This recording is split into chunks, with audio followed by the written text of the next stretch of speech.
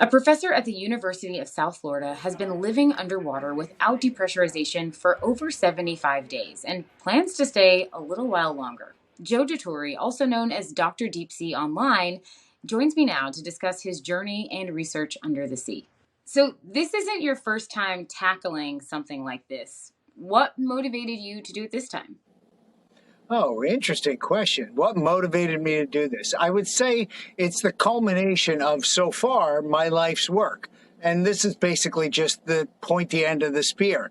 We took all the 28 years of Navy experience, the PhD in biomedical engineering, the zest for life and desire to explore, and we threw it all together. And we're like, what happens to the human body when you leave it in an isolated, confined, extreme environment?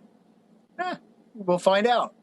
What do you miss most about being on land, or what have you grown to appreciate more? Oh, well, two things very much so. Tactile. There's lack of tactile function. You know, the high fives, the handshakes, the hugs. There's not a lot of that going on down here. And the second thing, which was a little bit surprising to me, the sunlight winds up being something that you really need. You really do need it, and I miss that, and I forget how much I'm driven by the sun. This is obviously dedicated to and an homage to science. And what are some of the scientific findings and things that you hope to accomplish through your research? My desire is to give a broader understanding to the world of the mechanism of action of hyperbaric medicine, such that we can apply it across a broad spectrum of things that are happening, like anti-aging for our aging population to increase their vitality and health, including, Crohn's, ulcerative colitis, including a lot of things like traumatic brain injury.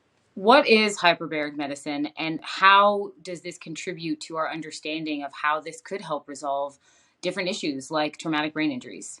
Terrific question. Yeah. Hyper means more than, baric means pressure. So all we are doing is hyperbaric medicine. All this is pressurizing somebody in with either oxygen or without oxygen. So here I am underwater for 100 days, and so far my oxidative stress is cut by 2/3. Every single inflammatory marker in my body is cut by half.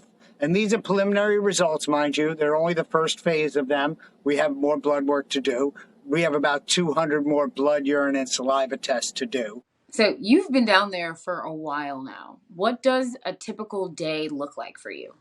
I wake up at probably around 4:30, 5 o'clock in the morning. I've always been an early riser.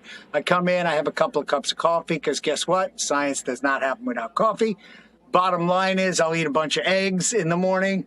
I'll do my checks, figure out all of the science that I have to do for the day, and mix it in with whatever interview I happen to have or whatever outreach I have for the kids.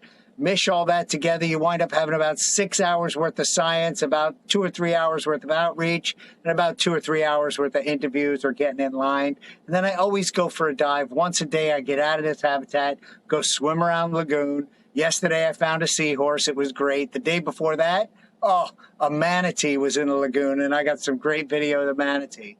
As a fellow diver, I am so envious. But as you've mentioned, you know, this is for a purpose. And I'm curious to hear from you what you want the world to take away from what you're doing.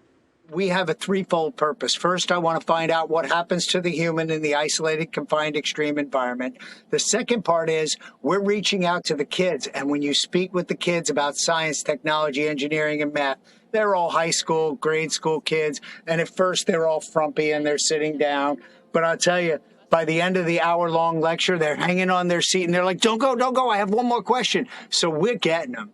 And the third and final thing is we're talking to experts.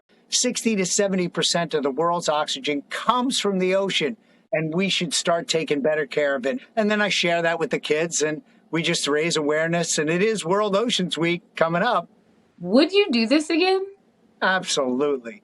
Not tomorrow, but I would do it again. Dr. Dottori, thank you so much for joining me. For the PBS NewsHour, I'm Nicole Ellis.